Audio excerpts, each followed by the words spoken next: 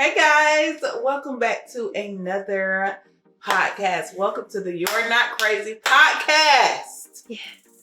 But if you are, you are in good company. Yes, you are. You're in good company. It's been a very long week. I'm so tired. We were tired last episode too, so that's probably not a good. I don't even remember what we talked about the last episode. We were both tired. We were both very tired. It's slightly still. Mm-hmm. Lord have mercy. Okay. Yeah. Mm-hmm. Yeah. We gonna get it together. But get down. Okay. As y'all can see on the title of this episode, we're talking about whether we miss the single life with no kids. Do we miss the single life? Do we miss single life with no kids? Do we miss no kids? Like all of it. Mm. Why do I always have to burp every time the camera comes on? So that's what we're talking about today, which I think is funny. When I brought it up to Anna, she was like, "Oh," almost like that's a good one. We need to talk about that. So The crazy thing is, I had actually just watched what else I watched there? I was watching The View. Go figure. Well, you may not know that, but she loves The View. Has probably seen every episode. She has been to a live recording of The View. I wish. I just think they're funny. Like sometimes they're a little much, but I I did just go think to a they're live funny. recording. Not of The View of The Real. Oh, I mixed those two up. It's okay. I mean, the Never View mind. of The Real. I mean, yes. She really likes The View and The Real. I do. But she went to a live recording of The Real. I did. And it's no longer a thing. Yeah. But what were they talking about on The View? But they were talking about, there was a clip of this girl who is, I think she's either 29 or 30. And Mark Cuban pretty much was supporting her because she was just saying like, pretty much was saying like, I don't understand why people are pressuring me or pressuring other women to be married and have children because I'm literally living the life right now. Like she was like, today is Saturday. I didn't get out of bed till 10 o'clock because I didn't want to. Something told me to get up earlier, but then I was like, why? Like I literally don't have to get up early. The only thing she had to worry about was like, I think she wanted to go figure out how to cook shakshuka, which is a type of dish. So she was like, I'm going to go to the store today. I'm going to get the recipe and the ingredients for shakshuka. And that's all I'm going to do today. Like she pretty much was saying like, I'm fine. Like, leave me alone. I'm fine. Mm-hmm. I have nobody else that is dependent on me. If I decide I wanted to lay in the bed all day and cook something and go back to the bed, I could. You know what I mean? And I liked like the way that she did it because it wasn't like she was bashing. You know, some people, it's like they can't give their opinion without bashing the person of an opposing opinion. But she was just saying like, pretty much stop pressuring women that are in their late 20s or early 30s to get married and have kids. We're fine. You know, if that's what we chose, like I'm okay not being married and having children. And as I was watching it, I was like, I wish I could just, lay in the bed till 10:15 on a Saturday and not have to worry about anything but cooking something, But then it's like, on the other hand, I don't think that I would be the version of myself, or I don't think I would have had the willingness to grow or mature or want to work on myself if I wasn't married with children. But that's just me personally. I don't think that that's everybody's testimony or so. Story. Yeah, because some people are able to be self-aware enough or are take the necessary steps to do those type of things before being married and having kids. So I don't think that that's necessary. I think it was just necessary for me personally, for me to see things about myself. Because being married and having children is like having a mirror up in front of yourself. And Lord. Yeah. Mm-hmm. What do you? It is. I think too. I agree. I think if I were to answer the question, do I miss being single with no kids? I can't give a full yes or no. And the reason I say that is because I find myself missing being single when I don't know that I find myself missing being single when I'm fantasizing someone else's life on social media. So, for example, going out with my girlfriends and being cute and being like, oh, I'm flirting, somebody trying to holler at me, but it's for superficial stuff. It's nothing, because to be honest, I don't miss being single. I've not been single for a very long time. Like, Cody and I literally met in 2010, started dating in 2010. And so that's what? A long time. Very long time. I can't 13 years. 13 years. So it's like, and even before that, I was always talking to somebody. So it's like, I've not had that life for a very long time. So I don't really miss that per se, but I found myself missing not having kids when I want to just get up and go. Mm-hmm. Like, and once again, social media plays a huge part of that. I also think social media plays a huge part in women who are single with no kids, who may be fine, but then they get on social media and they see everybody with kids, everybody's married, everybody's doing stuff, posting pregnancy pictures and baby showers and baby announcements, and gender reveals and just all that stuff. And it's like videos, and it's like, oh, okay. Or they see the videos of, when all of the group of friends get together and they're all married with kids, and you see like the clips of the best friends who've been friends since they were in like 6th grade. And, now between the 4 of them, they got 16 kids, Yeah. You know what I mean? And their husbands all look alike and, all that cute stuff. It's just like, for some people, they may be like, dang, I'm the only person out of my friend group who's not married and does not have children. Mm-hmm. So they feel like I can't be a part of that type of, Yeah. And so I think it to me, that's where it plays a part, because I have moments where I'm watching couples that might be vlogging or something or doing something, and they just get up and they go, and they're like, today we're going, we're on our way to Aruba because da-da-da-da. And it's like, man, I wish, and don't get me wrong, I got a strong village. So like, if me and Cody ever want to just take off, it ain't nothing for me to call my mom and be like, hey mom, like, can you keep the boys for, extended amount of time so we can go do X, Y, and Z. But then when I get to where I'm going, I miss my kids. You know what I'm saying? Like, my life, my kids are like a huge part of my life. I want to say they are my life because they're not, but they are a huge part of my life. And even when we do get breaks, like my mom, it ain't nothing for me to be like, mama, I need a break. Like, can they come for a few days? When they're gone, and by the time we'd have dropped them off and got back to the house, that 3-hour drive, I'm sitting in my room going, I miss my boys. Like, I miss my baby. So it's kind of twofold. I think social media plays a huge part in that. Even if social media wasn't a factor, I think I would miss it on the days where it's hard, because motherhood is glamorized to a certain person, but then it's also demonized to a certain person. And what I mean by that is, sometimes you may see people glamorizing, like, my kids organizing their room and we went on a vacation. Oh my goodness, he's learning all of his sight words. But then you also may see the post where it's like, I'm exhausted. I'm tired. I haven't showered in 2 days. I'm aggravated. My house looks a mess. Yeah. I haven't had time for myself. Mm-hmm. And so on the days where it's hard like that, I think I do miss it, because I'm like, if I could just get a day just for me. And it was funny because the other day, right before Carson's birthday, my mom and my aunt, my niece and my nephew were on the way here for Carson's birthday. And they were probably about an hour and a half out.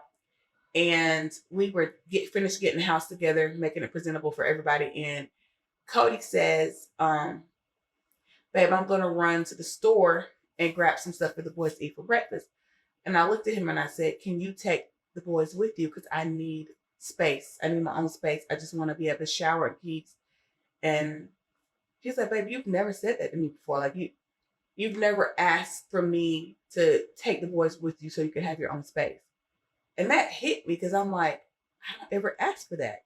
Like, I might sit in a car for like an extended period of time, because that's like literally self-care for me, and just scroll on social media or just stare out the window and people watch. But when he said that, it shocked him, but it also shocked me because I'm like, I've never asked you to do that before. And then I'm like, because sometimes as moms, I think we can become control freaks.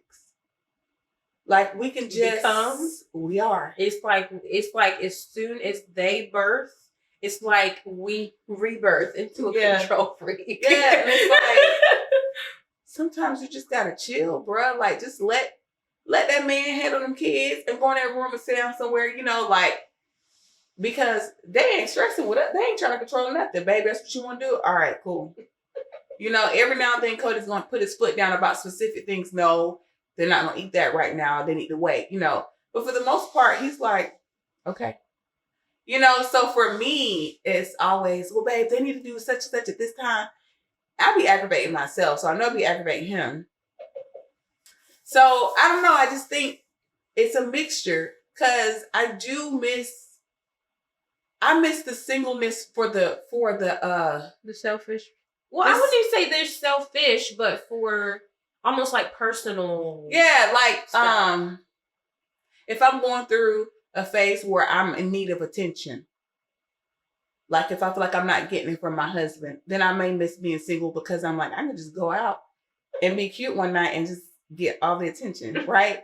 But that's vain. That's very vain. I told you I'm vain sometimes. I had a conversation with Anna the other day and she thought that was so funny. I was only because it was so random. Like it was so random. We were sitting at our desk doing something and all of a sudden you were just like, I'm very vain. Like, I really need to work on this. And I was just like, where is this conversation going? As we're both like grading papers. I'm like, okay. But there's some of the thoughts that come to my head, I'll be like, oh, I can never say that in public. But but like for like the vain, stupid reasons. But then those reasons have they don't even match the reasons why I want to be married and stay married and be with my husband. So it's just really, but that's just being transparent. You know, we have those moments where, you know, we want that attention and life may be happening and our husbands may be in a season of transition and really focused on something and we may not be getting the attention that we normally do. And I'm not really an attention fiend. I've never been, but when I go without it, I'm like, because my husband gives me all the attention and I ignore him, but I ignore it. But if he don't do it, I'm like, why are you not telling me I'm pretty? Even though when he tells me, allow me to ignore you, please, sir. Right. I'd be aggravated. He's like, babe, you look so good. I'd be like, you're not gonna say thank you. I'm like, thanks. But if he won't say it, then I'd be like, you don't think I look cute today? That's so terrible. I literally do not be paying him no attention when he be saying stuff. But my sons pay attention because they do it. I walked out I literally this morning. Was it this morning? It was yesterday. Was it yesterday or this morning, babe?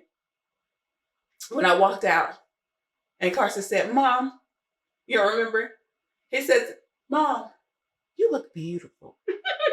But they both do it. They're constantly complimenting me because they hear their dad do it. And I'm like, you know what? He needs to keep doing that because they need to know, like, whenever they have a wife one day or a girlfriend, you know, make her feel special. Yeah.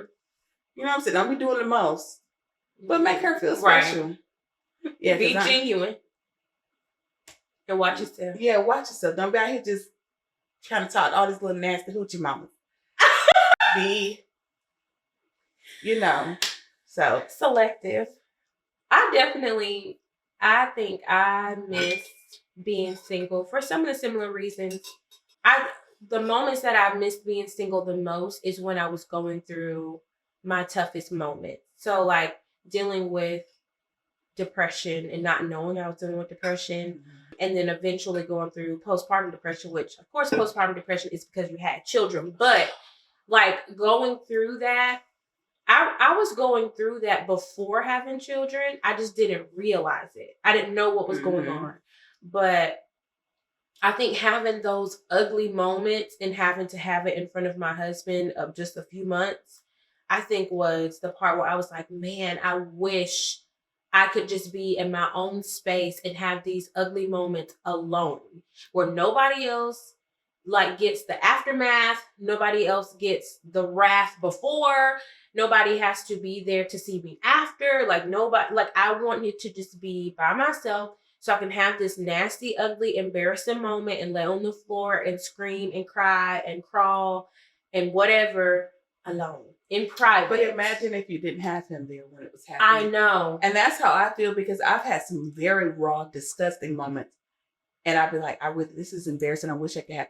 Like, I've had them nasty cries where, like, it hurts when it comes out because you held it in for so long. And it literally hurts. And you're like, Uh-huh. and Cody just be sitting there like, it's okay, baby. And I'm like, no, it's not. It's just ugly. Ugly face. It's Snot, really terrible. everything. But I don't think I would have had those moments or recognized them if I was not like married and eventually had children. I think here lately I haven't been wishing that I didn't have my children. I just sometimes would just be like, Lord, I wish you could have taken me through these situations and revelations and all of this new seasons and all that, all the churchy stuff people say. But I wish you would have taken me through all of these different phases and places before having children, impressionable children, watching me have to transform. I feel like my children are literally watching me like morph into a different person. And as cute as that sounds, it is very nasty and ugly, because when you think about it, when you think about like a caterpillar turning into a butterfly, it's like cute. Like, oh, it's a caterpillar.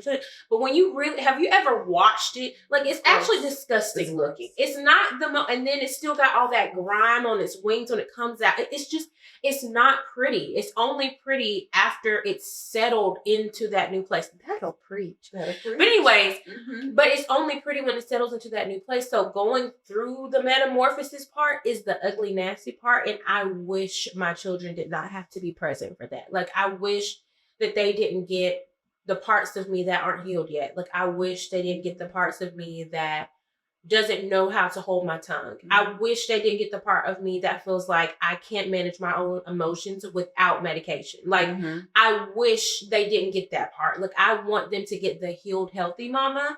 And I think for me, social media is hurtful, and not really hurtful, but where I feel bad is when I see women who are older and have gone through those nasty moments and have evolved into this new place, and seeing them with their children. It's just like, that's what a healthy mama looks like. And I know for myself, I know I'm not there yet. So I think that for me is where I wish I didn't have them present. Does that make, because I'm very happy with my children. Like, I don't ever wish that I didn't have them. I just wish they weren't present right now. And Does that make sense? I think we're hard on ourselves. And I think because here's the thing, you're never 100% healthy. Right. So even with that, there's always room for growth. There is no really settling place. And so with that being said, because life changes so much. It changes so much, and your children's change. So you may have grasped them at 5. But once and they then get they to turn 8. 10, it's like, and that's the thing, because what I was going to say was, you were talking about the metamorphosis portion and just all the changes and stuff that we go through, and our kids watching that. Yes, they take in a lot. Yes, they learn a lot of learned behaviors. Yes, they see all of those things. However, they don't see it how we think they see it. I pray they do. Because let me tell you why. Think about our parents. They were going through the same things we were going through, and we didn't see that stuff. Yeah, we might have saw arguing here and there. Who doesn't argue? Yeah, mama may have lashed out a couple of times, but that didn't affect us enough that we said, watching my mom, this affected me mentally, unless some serious stuff is happening. But if you grew up in a typical childhood that didn't have all the traumas and stuff at play, like they were learning as they were going. And it's so funny. I think we had this conversation before, and I've had this conversation with other mothers who have said, and other parents, not just mothers, who have said, man, our parents was just figuring it out. And the only reason I know that is because I'm just figuring it out. And Lord. it makes sense. It makes you sense. Understand where they were. And I think I have a new appreciation for my parents. Being a parent now, I understand their sacrifice. Like I understand like my mom didn't finish her degree until like later. And I didn't know, like, of course, like I'm a child, you know what I'm saying? I didn't know that my mom eventually finished her degree that she went to school for, never worked in the degree that she went to school for. And then my mom got her master's when I was a senior in high school. And I remember, oh, that is so crazy. I remember being upset with her when there were times where she would just come straight home from work and go straight into her room for the rest of the night. And I would be so upset because I'm like, this is my senior year. Like, you are literally in your room all night. Like, I'm having to cook dinner. I'm having to make sure things, you know what I'm saying? And now I think she felt safe enough to do it then because she's like, my oldest child is no longer in the home. My youngest child is responsible. We taught her how to cook. She knows how to keep the house straight. I trust her enough in this thing so I can step away and do that. But like, I also think about the fact that my mom went the majority of my life never truly stepping into who she was supposed to be in that arena because my mom is just who she is as a person. But I'm saying like on the professional level, her career didn't blossom until I left. And I realized that is a huge sacrifice, you know, and like my dad, like, you know, both of our dads are entrepreneurs. So seeing how like my dad wasn't at all the football games, but I'm gonna be honest, it was okay. But he really was at most of them, honestly. But I was not. I didn't want my dad at the football games because I wanted to be able to go with my friends, you know. But like, I didn't play football, of course. My brother didn't play football. We were not athletic children. My brother was in the band, and I eventually was in the band as a flagette or whatever. But my parents were pretty much at almost all of the games, and there will be times where my dad and I mean most times I either rode with them or another friend or something like that. But anyways, my dad, there were times where he had to leave the game to go, you know, do his job, or there were times where he would just come straight to the game, right off the road from going all over the place, from doing that and the other, which my dad's a funeral director. So if I say picking up a body, he's not killing people.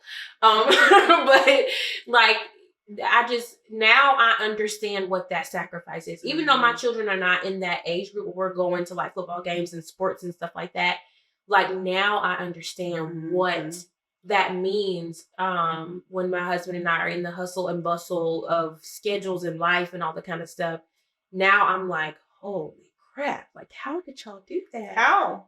My mom started school when I was 8 years old, and she didn't actually graduate until I was 19. She literally just took her time. She literally she took a class here and there. She got her associates. Then she went and got her bachelor's. And like, I remember being proud of her, but I also remember my mom leaving to go to school, studying for tests. And sometimes I would help her study. But I remember those feelings of like, dog, you know? Yeah. Especially when my brother left. I would be in the house and it would just be me. And Daddy would either be working or getting off work and tired, sitting in the den, and mom would be back in the room and I would just be in the house, you know? So I get it, but you know, you see what your parents sacrifice, you see what they go through once you get older. And so I said that to say, you know, I don't think they interpret it how we think they're interpreting it. I've always felt like, oh, you know, my oldest, I think he gets anxious because he sees me get anxious all the time. But they don't answer. I'll ask him questions. And I'm like, do you feel like mommy is too hard on you? And he's like, no. But in my head, I'm like, I am. You know, now he'll be honest and say, yeah, mommy, sometimes you do fuss at me about stuff, but he'll say, but I wasn't trying to do such and such. And I'm like, okay, he's just rationalizing. Okay.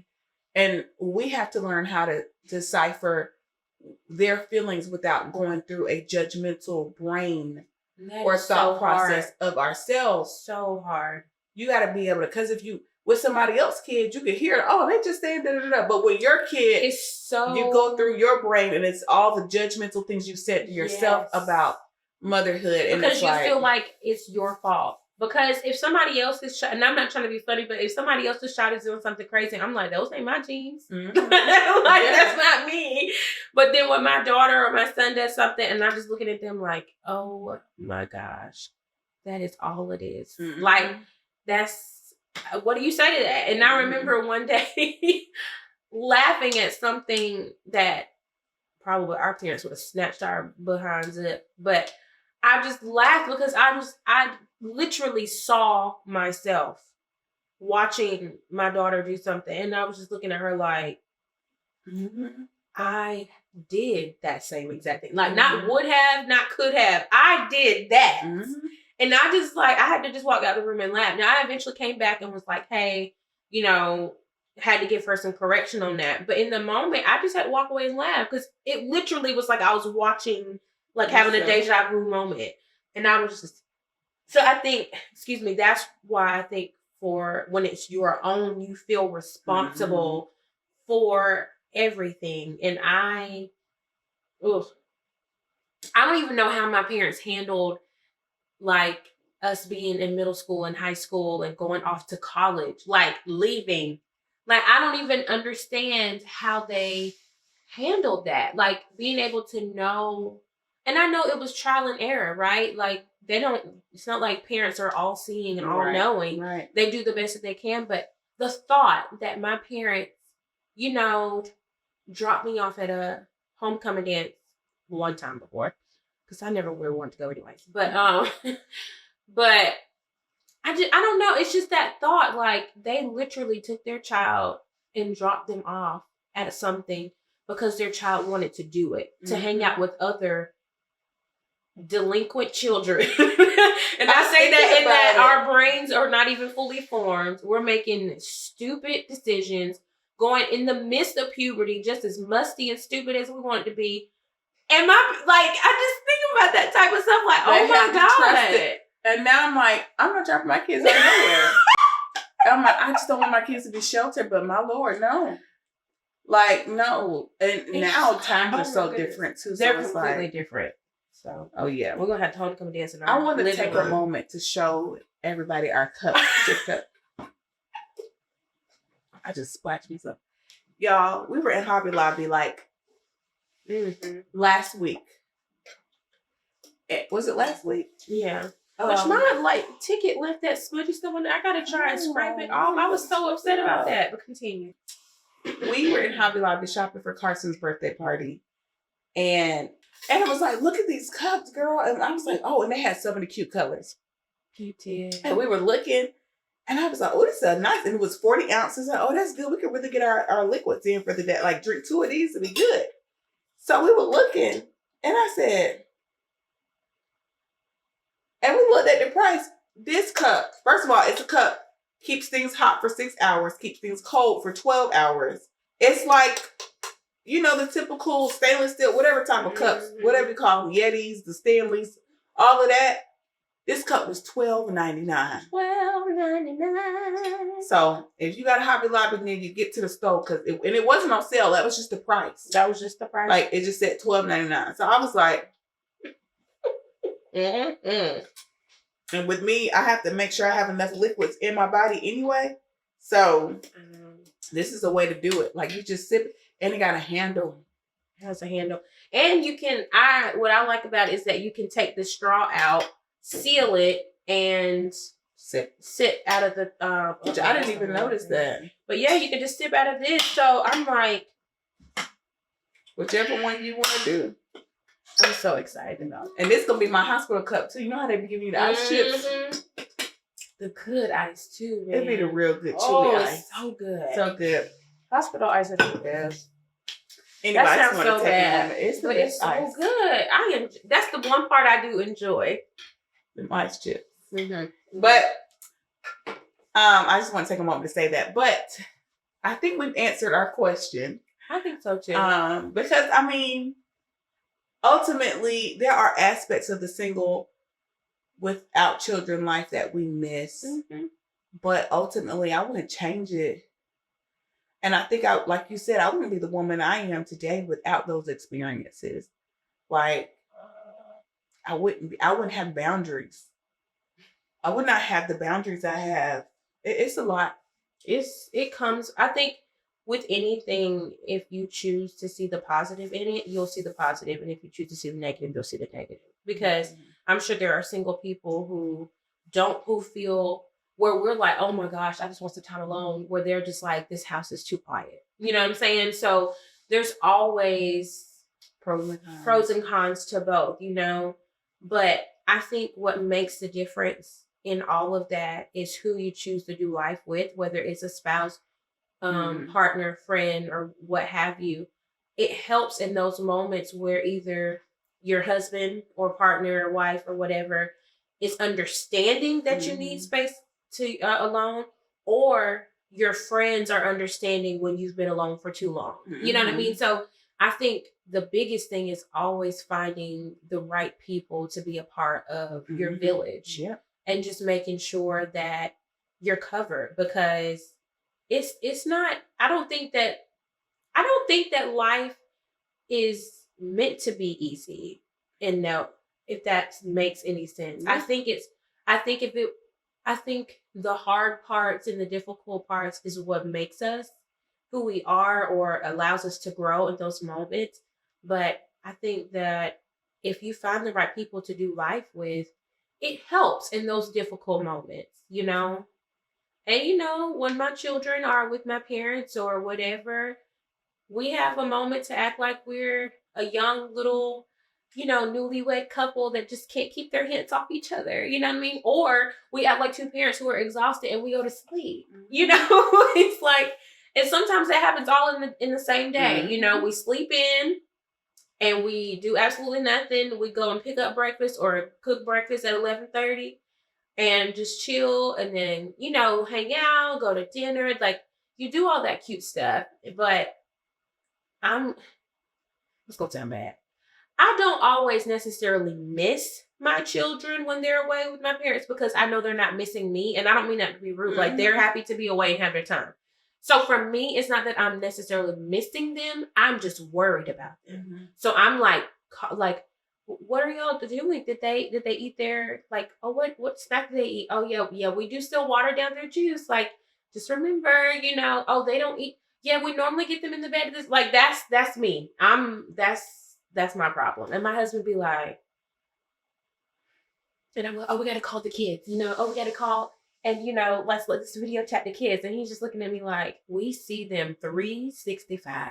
Like, can we just make it 364 this year? Like, it's okay. Like, can we just have this one day?